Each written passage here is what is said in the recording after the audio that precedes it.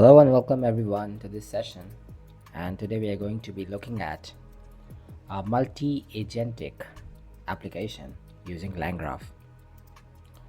So I believe personally that multi-agent framework is the next step in generative AI application development. You can consider it as a next step to RAG, adaptive RAG, chatbots, summarizers, all those things that we are looking at right now, kind of popping off here and there.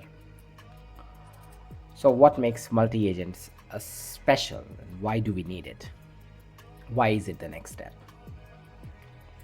Well, you know that in a generic LLM application, generative AI application, we are delegating some task to an LLM and it has got some kind of an information in it, so it is trained on some huge amount of data set, that particular LLM, and it can also fetch some data from a vector database using RAG, or it can go for a web search, stuff like that. But it is basically the entire workflow looks like we want to achieve a particular task by using an LLM. But where does a problem arise? A problem arises when these four things come around. When the task is too complex to be achieved. So, for example, if I have a RAG application and I'm telling that, okay, it is based on documents on, say, animals, okay, and I'm telling it to fetch the name of 5 animals from the Madagascar island and then provide a graph based on their population in the last 5 years. Now, this is a complicated task, and a lot of LLMs can go wrong with this complicated task because it requires the LLM to call multiple tools one by one in a particular order, and you know the probabilistic nature of an LLM, and it can go wrong multiple times, providing a reliable answer only like once or twice in 5 attempts. So there we require a multi-agent framework. Multi-agent framework is nothing but dividing and conquering. We are dividing a complex task into small doable tasks and delegating it to individual LLMs. You can consider it like team management. You have a tough task on the plate, you get 5 guys and you tell them that, okay, you will do, you break down that complex task into 5 sub easy tasks, and then you tell each person to get on with one of the easy tasks, and then you can compile all of it and get the complex task done. So multi-agents frameworks are good at achieving all of these 4 points. Let's look at them. Complex tasks: when the tasks get too complicated, it is instrumental to go towards a multi-agent architecture. It can execute complex tasks in a scalable manner. There are multiple frameworks coming up that can help you develop multi-agent applications like LangGraph, like Crew AI, like I also hear about some other ones coming up. So then there is diversity and robustness. Now what is this? Getting a reliable answer all the time on a complex task signifies robustness of a particular application, right? So it can help you achieve that. Diversity is that one application, one generative AI application can handle a diverse range of tasks, can answer a diverse range of questions uh, because it has multiple agents, to facilitate those particular tasks. We'll be looking at how it works, but let's understand why the why part first. And then leveraging diverse LLMs. Now you must be knowing that some LLMs are good at doing some tasks better than other LLMs. One example can be I have seen personally that Claude 3.5 Sonnet model from Anthropic is particularly good at generating creative stories and creative content. But for the rest of the tasks, I mean, GPT-4 is pretty reliable, but it is costly. And if you want to generate some very simple things like summary of a text and stuff like that, you can go for some uh, you know cheap models or free open source or openly hosted models as well. So there is a diverse range of LLMs that we can choose from. Each one of them has a specific specialty, so we can leverage that when working on a complex task. Say that our task is to generate marketing content. So if a particular LLM is good at doing research, then we will be using that LLM as a research agent. If a particular LLM is good at generating creative content, we will be delegating the creative content generation task to that particular LLM. And if we require an LLM to do a simple task like summary generation, then we can use a cheap model or a simple model, a simple LLM for that. We don't need to go for the costly ones. So in that way, you can also optimize for cost, scalability, and we can leverage the diverse nature of the LLMs.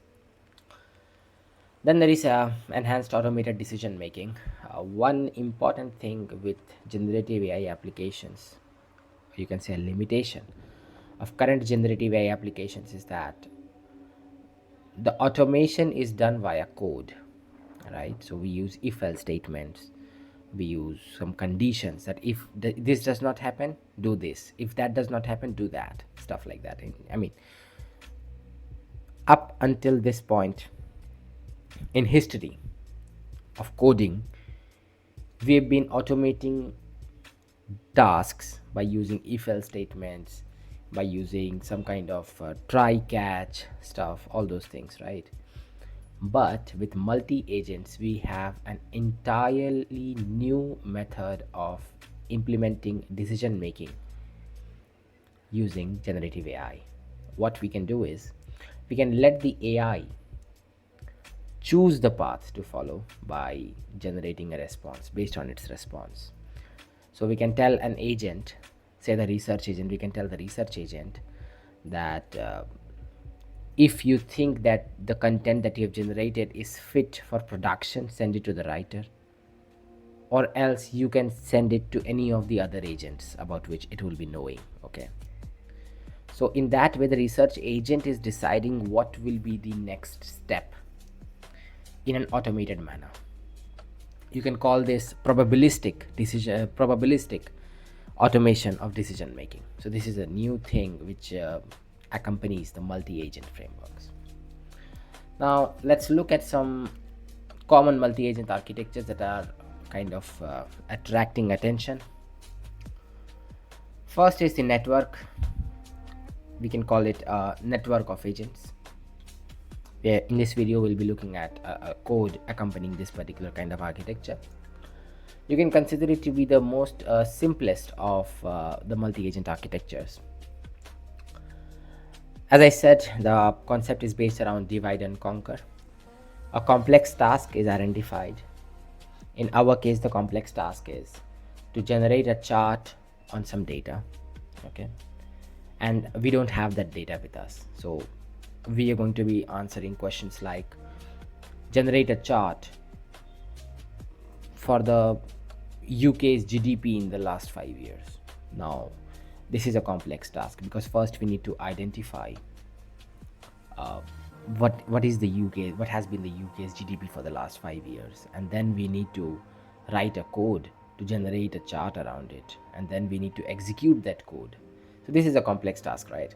So in this case, we will be delegating subtasks to some specialized agent. So we'll have one agent to do the research part, get the right data from the web, and then we will have another specialized agent which will write code for us and execute it, stuff like that. So this is network of agents. Then there is a supervisor architecture. So this is kind of the next step on the network architecture. Can be used for more complex tasks. So you can understand one thing, that as we go from this side to this side, let me just okay, as we go from here to here, the complexity increases. We are looking at more complex tasks. Complexity is increasing. Okay, so kind of increasing like this. Okay. So if it's a complex task but not that complex, you can go for network agent architecture. If it's more complex, we need to go to the supervisor architecture. So the supervisor architecture, an example of it is shown here. I've downloaded it from the LangGraph's website. You can check those things out. So what basically is being done is we have identified 3 kind of subtasks, and we have delegated those subtasks to 3 agents. But there is a supervisor agent that is delegating tasks and receiving feedback from all these 3 agents. You can consider the supervisor agent to be the manager of all these 3 agents. The supervisor is deciding which task to assign to which agent, and then looking at the response from that agent and deciding whether it's fit for production or not. So this is kind of the next step. And all of these agents are LLMs over here. So you can, for an example, you can consider the supervisor to be something like, we provided a task, say the same task, provide me or generate a chart for me for the last 5 years GDP of UK. Okay, and you have got these 3 agents in your arsenal, and we can provide more information about these agents as to what kind of LLMs they are using, what tools they have in their pockets. So what you have to do is you have to choose one agent and to do a particular tasks, and the supervisor will know that, say that agent 1 is a research agent, and the supervisor will delegate the research task to the research agent, get a feedback, look at the response and see if the research is good or not. If it's good, then it will delegate the next task of chart generation and code writing to another agent, stuff like that. Okay, so in network of agents, we do not have any supervisor. These agents are simply interacting with one another because the task in hand is not that complex. But the task in hand, if the task in hand is complex enough, we need to have a supervisor to kind of control the flow between these 3 agents. Then the third is the hierarchical. Hierarchical is used for more complex tasks where we require multiple workers or multiple agents working together. And the idea behind it is that when there are more than, say, 5 agents working under one supervisor, the supervisor might get confused and might make mistakes in selecting the right agent for the right task. So for that case, we need to have multiple supervisors with multiple agents being controlled by one big supervisor. So you can see an example over here.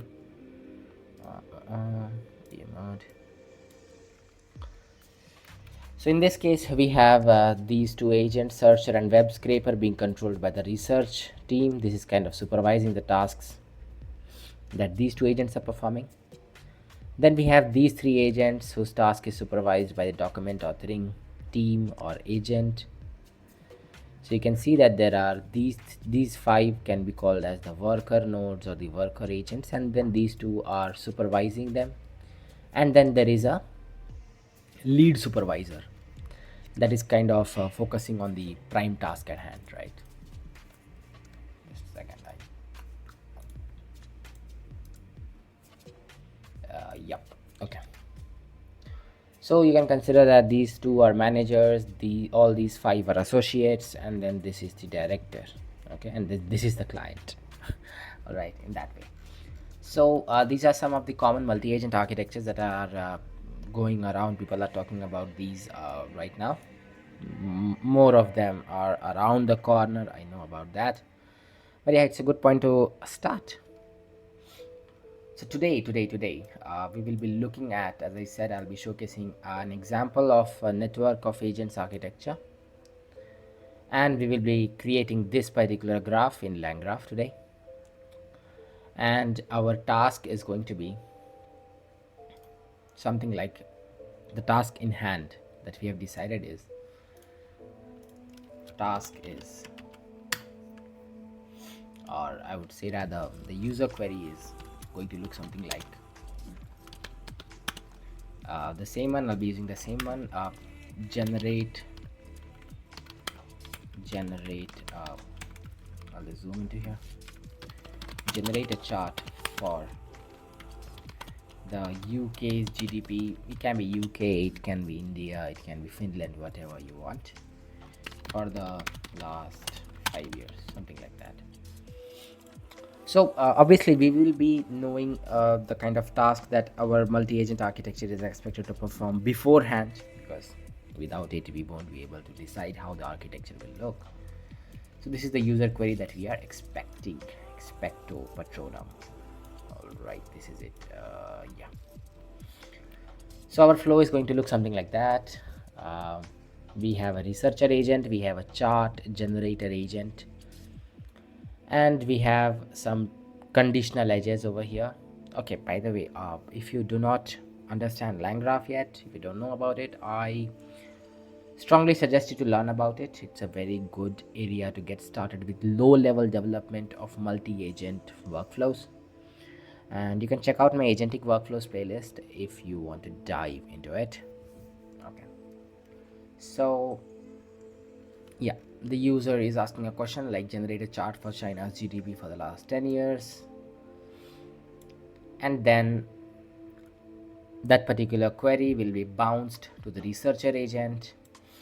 The researcher agent will have an LLM binded with the web search tool, because it's a researcher agent, so we have decided to provide the web search tool to this agent, and it has a task which is basically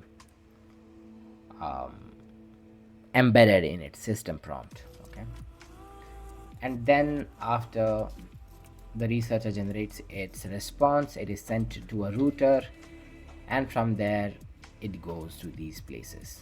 Okay, and then the chart generator agent, it is binded with the Python REPL tool. It is nothing but it is kind of a platform where you can execute the Python code and see the response, and the task that it is assigned is basically generating the visualization, generating the code and the visualization. So you see how we have broken down this complex task into multiple subtasks. What we have done is we have divided this task into two parts. First, we will be researching, this researcher agent will be researching what is the China's GDP for the last 10 years, and it will be generating a structured data for that. And then that data will be passed on to the chart generator.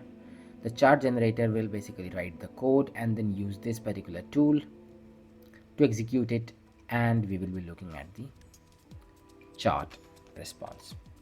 Okay. All right, so let's dive into the code now. Okay, so one disclaimer before we get started with the code.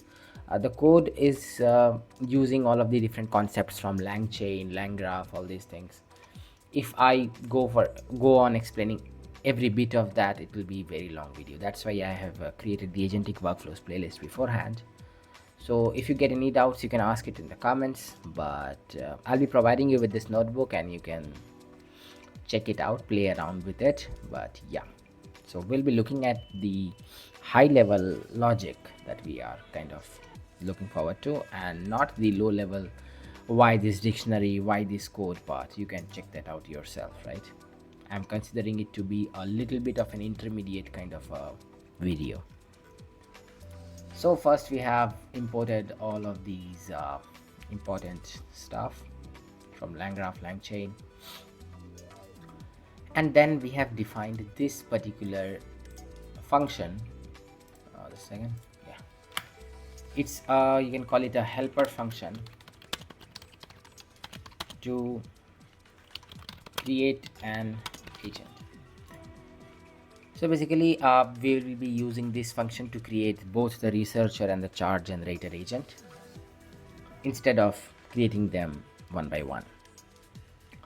It will be taking the LLM, the tools, and the system message as an input, and the prompt is going to be: you are a helpful AI assistant collaborating with other assistant. Use the provided tools to progress towards answering. If you are unable to fully answer, that's okay. Execute what you can to make progress. If you or any of the other assistants have the final answer deliverable with final, yeah, this is the important part. So we are telling each agent, if you think that your answer is final and your answer is kind of apt for production for the user to look at, then prefix your response with final answer so that we can understand that this is the final answer and the agent thinks that the work is done. Okay, and then we are providing it the tools. So the researcher will be provided the web search tool, and the chart generator will be provided the Python execution tool. Okay, and then there is a system message. So why the system message is a variable? Because the chart generator agent will have a different system message, and the researcher agent will be having a different system message. That's why it's an extra variable over here, but this part will be common for both of them. After this system message part, we will be having a messages placeholder. So here there will be the state messages that will build the context basically, and then we are here we are constructing the prompt. This is the prompt template. Now we are feeding the system message. Prompt.partial is used to kind of feed just one value to this particular prompt template. So you can understand that there are three variables involved over here: the messages, the tool names, and the system message. But for messages, we are using the messages placeholder class, so that gets handled automatically. But we have two variables to take care of: tool names and system message. So what the partial does for us is that by default in this kind of cases we need to provide both of these variable values to generate the prompt from this prompt template, but using dot partial we can assign one value at a time and there'll be no issues. Okay, so right now I have just provided a system message to it. I haven't provided a tool names, but still it's working fine. And then I provided the tool names from the tools list that will be fed to this function, and then I will be returning this particular LangChain chain prompt, and then llm.bind tools. I'm binding the LLM with the particular tool in question. So for researcher agent, the LLM will be binded with the web search tool. For chart generation agent, it will be binded with the Python execution tool. Okay. This I was just playing around with this. I can delete this. All right. So now we are defining the tools over here. I can write here defining the tools. Here I have defined the web search tool for researcher agent, and then in this area I am defining the Python execution tool. You can read about Python REPL. It is basically a small kind of an interactive place where you can execute your Python codes, usually used for debugging, but in this case we'll be using it to generate our chart by executing a Python code in this. And then we use the tool decorator to define this Python REPL as a function, as a tool that can be binded to the chart generator agent. And you can see an important thing that it's doing here is we have a try catch statement. So if it does not run, we will display the error, and we are basically doing a simple kind of a print thing with the answer. Okay, cool. Executed. I had not executed this, I guess, and this as well. Bam, bam, bam. And this as well, obviously. Yeah. Now here we are creating another helper function to create a node out of a particular agent. We know that nodes are nothing but functions in LangGraph that cause a state change, right? So once we get the agent from our create agent function here, this here, we will have to create a node out of it, right? So that job will be taken care of by the agent node function. It's doing nothing, it is taking a state of the graph as input. It is taking the agent which will be provided by the create agent function, and then it is also taking a name as an input. Okay, we'll be seeing what the name parameter does later. It invokes the agent, it kind of invokes the agent, looks at the response. If the response is a tool message, it's a pass.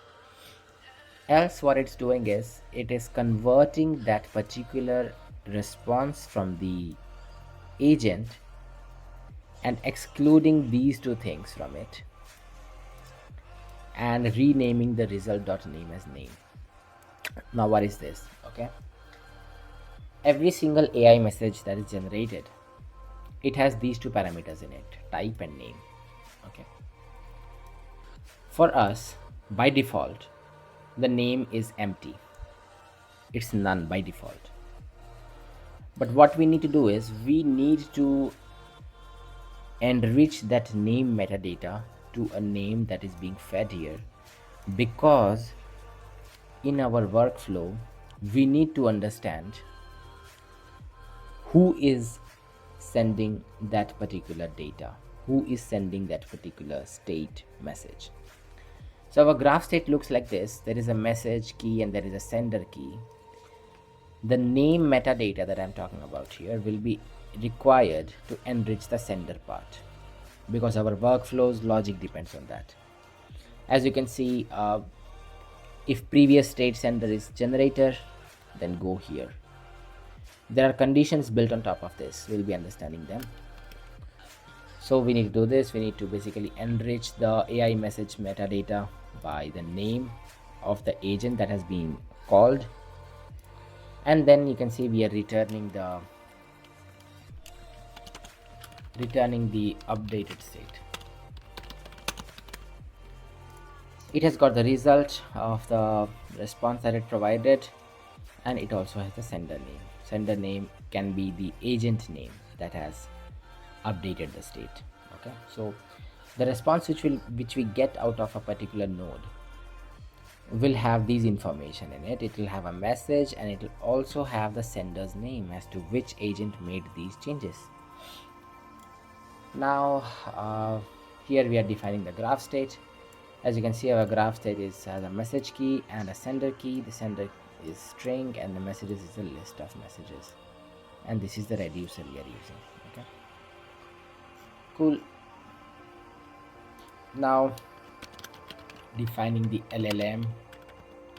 Now one thing, I haven't done a lot of research in this, but I know that as per my experimentation that the older models like the GPT 3.5 Turbo and all, they are not very good with multi-agent architectures.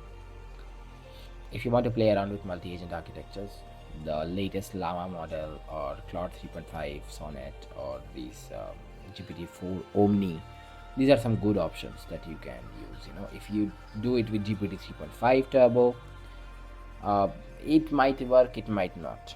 Okay, so pay heed to that. We are instantiating the LLM. We'll be using this particular LLM for both of our agents. And then you can see we are defining the research agent over here. First, we are creating that agent using the create agent function. Provided the LLM, the tool that it requires, and the system message. It's a pretty simple system message. You should provide accurate data for the chart generator to use. Simple as that. And then here we are assigning the research agent as a node by using the agent node function. Now this particular syntax, this is pretty kind of unusual, but it is important over here. We are using the functools library to execute this function with some partial information. As you can see that the agent node function had three parameters, state, agent, and name. But over here we are kind of executing it using just two parameters, and we are not providing the state right now because we know that it will be kind of it will be provided when the graph is running, right, the state and all. Now we are defining the tools list for the tools node. This is the tools node over here. We know that a tool binded LLM generates a tool call, and that tool call is fed to the tool node to execute that tool.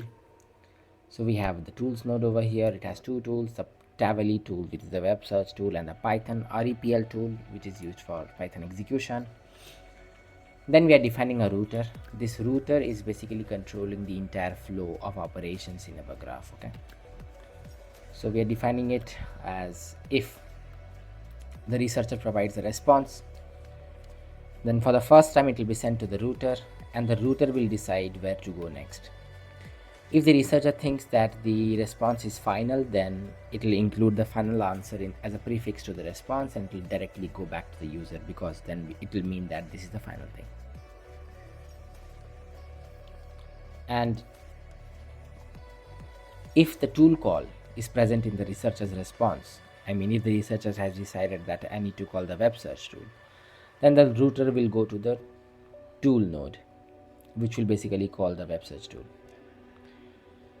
If the researcher has not called the tool and it has just provided a response without final answer, it means that the researcher thinks that it's time to go to the next agent. So if the state sender is researcher, then it will go to the chart generator agent for further enrichment. Okay, so this is what it's doing here. Messages, a state message. Last, we are checking out the last message.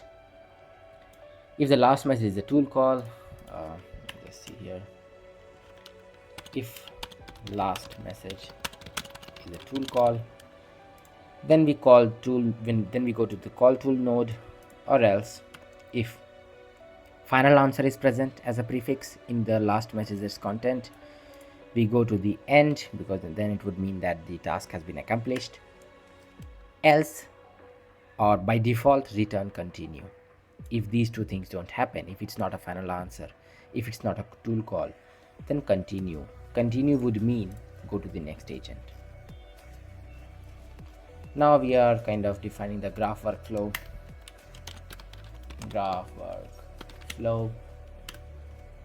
And adding the researcher node, chart generator node, call tool node, all those things. Did I define the chart agent as well? Yeah, I defined it over here. You can see any charts you display will be visible to the user, and yeah, in a similar fashion I also defined the chart generator node. Now yeah, so these three nodes are these three: researcher, chart generator, and tool node. Now we need to define all of these logics, the conditional edges and the edges. First of all, we have this conditional edge through router, that researcher will go to router, researcher to router, and then the router will decide where to go next. Then we have the another conditional edge from chart generator to router. Now in a similar way, the chart generator's response will also be handled by the router. If chart generator responds with a tool call, then it will go to the tool node, the Python code will be executed, and then it will move forward to here, and then here we'll be looking at this conditional edge as well. Or if the chart generator does not respond with a tool call, if it's a normal response, then it will go back to the router and then maybe to the researcher again if it requires another iteration and stuff like that. And this is the check sender tool node. What it does is, once the tool node is executed, it generates a tool message. So it has to provide that tool message back to the agent which instantiated that tool call, right? I mean, if the researcher decides that it needs to use a web search tool, then it will respond with a tool call. The router will understand that okay, there is a tool call. It will send that message to the call tool node, and the call tool node will execute the web search tool, and then there will be a tool message generated, Then the check center will check which agent called that tool. It will check the sender. We know that the call tool node cannot update the sender node. It can only be updated by researcher and chart generator nodes. So the sender in this case will be the researcher. So it will send that tool message back to the researcher, and researcher will look at those web search results and again generate a response. In a similar way, chart generator sends a tool call for the Python REPL tool. It gets generated, the sender is checked.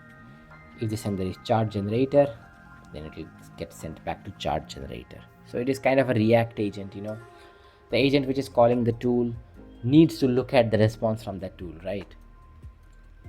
So this is the logic over here. Lambda, we are looking at the sender, and if the sender is researcher, send it to the researcher node. If the tool call has been provided by the chart generator, send it back to the chart generator agent. Then we define the researcher as the start, and then we compile it. Cool. All right, I think I did not kind of execute everything. Yeah, let's do it. Yeah, now it's complete. Now we can look at the visualization of our graph. Start to researcher, researchers to, we cannot see the conditional edges over here, so you can just understand that researcher can choose to go to the chart generator, it can choose to go to the tool node, it can also choose to go to the end. Similarly, chart generator can choose to go back to the researcher, can choose to go to the tool call, can also call tool, my bad, or it can choose to go to the end. And the tool node is again connected to both of these agents, and it will send information to whichever agent called that tool. Now let's execute it. I'm asking the same question: fetch the UK GDP over the past 5 years and draw a line graph of it. Once you code it up, finish. We are providing a recursion limit as to how many steps it can take. I'm setting it to 50, maybe 20 might also work, because it is not that complex, right? It does not need that many amount of iterations, but it's a good step to go forward with, or else your code might go on running for a long time till the LLM thinks that the answer is good enough. Let's run it. Alright, let's look. Now the researcher has been instantiated. It has sent a tool call, as you can see here. The web search tool has been called, and these are the URLs that has been fetched. Because the tool was called by the researcher, the information has been sent back to the researcher, and then this time the researcher did not generate a tool call, it was a normal AI message, so it was sent to the chart generator. As you can see here, it was sent to the chart generator. Because it was not a final answer, it was not a tool call, so it will go to the chart generator. Chart generator generated a tool call, which was a Python code, as you can see here, somewhere around here. Yeah, you can see the Python code over here, and it ran that Python code using the REPL tool, and here is what we get.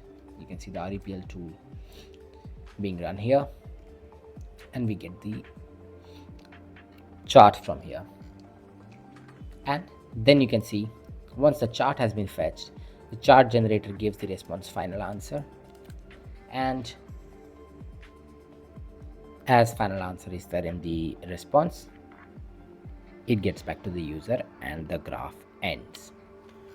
So you can see it's pretty crazy stuff. I mean, it's researched for you the entire data, and it also drew a chart for you. So you can also go for something like, let's go for India's population trend. Then draw a lot. Let's see what happens. Okay. Yeah.